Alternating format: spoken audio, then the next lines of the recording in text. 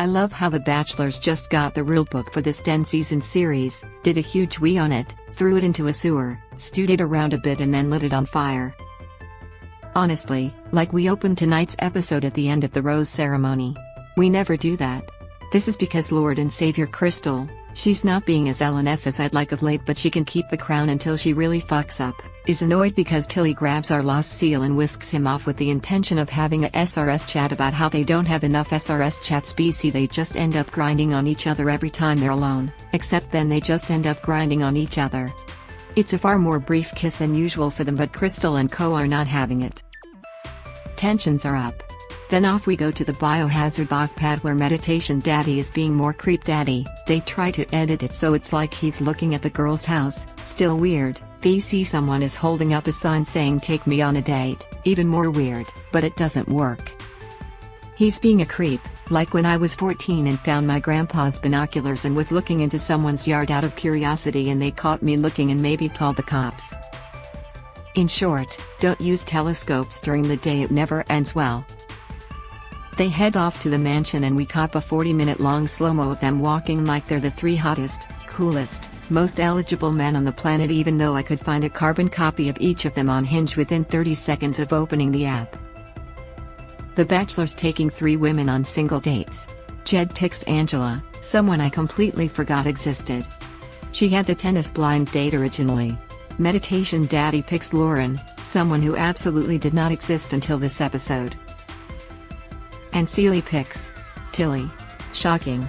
Krystal is all she's so controlling, but she just looked excited to me. IDK. Are they going to fuck? I really feel like they're going to fuck. Off we go from daytime to nighttime because time is simply a theory in this show. They go to the Pink Flamingo Club, a burlesque bar filled with pink neon that definitely smells like Britney Spears' fantasy perfume and bleach. There's a hot and sexy dance performance.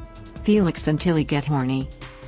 Meditation Daddy finds it inspiring, because of course he does. Kmart MGK is all creatively thrilled and zippy. KMGK then takes Angela off to a quiet spot. He's all, "Who are you BC? I think you've said the words tennis and hello to me so far." She says she has walls up, she's afraid of vulnerability, etc. But then she's like, my parents divorced and that's why, which works for Jed. And that, my friends, is why you always talk about childhood trauma on first dates. Emotionally draining. Opening yourself up to someone you barely know. Always good ideas. Meditation Daddy meanwhile is trying to work out who TF this Lauren person is. It's mainly them saying the most obvious statements about life. He wants a partner that will grow with him. Also, you grow heaps after a relationship ends. And Daddy tells us he's surprised by Lauren, he just keeps repeating how surprised he is. Fairly sure he means seriously, who is this person? Tilly and Seely are, of course, just total hornbags. They make Kath and Kel look virginal. All they seem to do is talk about sex or pash.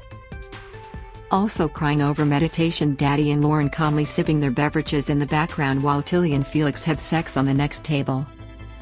Everyone heads back to the biohazard pad, and they sit in various spots around that yucky pool, which has to be awkward.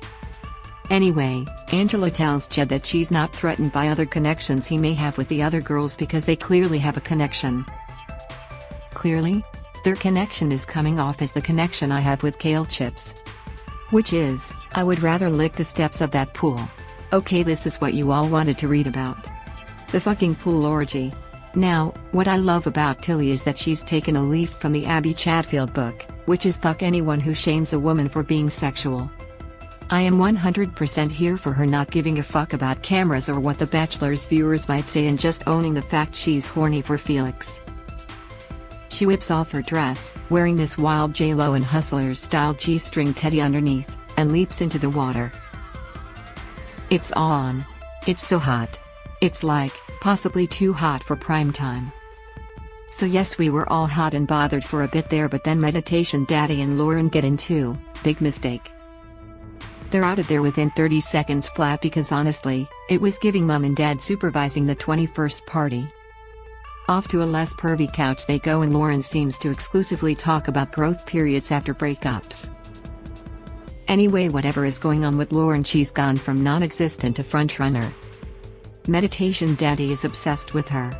Shockingly, Tilly doesn't sleep over at the pad. I'd call these two are going to consummate this electric chemistry they have, but they really need to, like I'm weirdly invested in them fucking. It's creepy. I feel like I'm Daddy with the telescope. When she gets back she's all giggly, and Krystal's pissed off because she has a gut feeling they boned. Surely they wouldn't bring this up on the show unless they defo boned. Tilly is being so coy she might as well be a cardboard cutout. She is giving them nothing, nor does she need to. But Krystal is losing her mind over it because she knows something went down and can't handle the idea of Felix doing the rumpy-pumpy with anyone else but her. Off for a group date. It's at a gin distillery with really naff games like Jenga. Okay fine, Jenga fucking rules. But on a date? Is this a 5th birthday party? Krystal is still heaps sus about Tilly and has that anxious energy thing where you can't stop asking even when you absolutely need to shut the fuck up. She's being an asshole, but I also deeply relate as a fellow anxious gal. If you text me, hey, can we catch up tonight? I will barrage you with texts asking why until you tell me. Barrage you. Naturally, because Tilly is giving her nothing, she pops over to see Felix, whom ironically tells her they hooked up in the pool. Celia is defo treating Krystal as his mate pal champledge friend now and not as a prospective GF, but I actually don't care because A, I think Krystal can do better, and will also get a wave of offers for other shows after this. She's perfect talent, and B, it means he's keeping her around as his champy bro pal to talk to, and I enjoy Krystal on air. Anyway, Krystal is barraging. Tilly then takes Celia aside to be like, the girls are being weird with me about always dry humping with you, and Celia is like, do not stop dry humping me. I love you dry humping me. Meanwhile, this woman we've never even seen on The Bachelors tells us how excited and hopeful she is for this date. It's like watching the person who will die first in a horror movie tell us what a lovely sunny day it is before a giant eagle monster swoops down and claws them in two.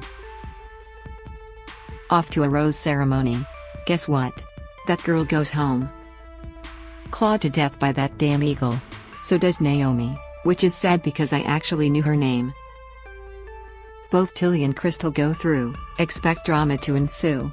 But a twist. Over we go to the biohazard pad where a single silver-heeled foot emerges from a limousine. Attached to that foot is none other than fucking Tash. She's back to talk to Jed, who walks in and honestly looks alarmed more than excited. He asks, tells Felix to get him a wine and walks off with Tash, while Thomas scowls and says he hates that she's back and that she's total trouble. Yeah. Dare. That's why she's back, you adorable Ayurvedic idiot. Anyway, they're saving that chaos chat for next TP, and I'm sure it will involve Tash staying until the final two or some shit.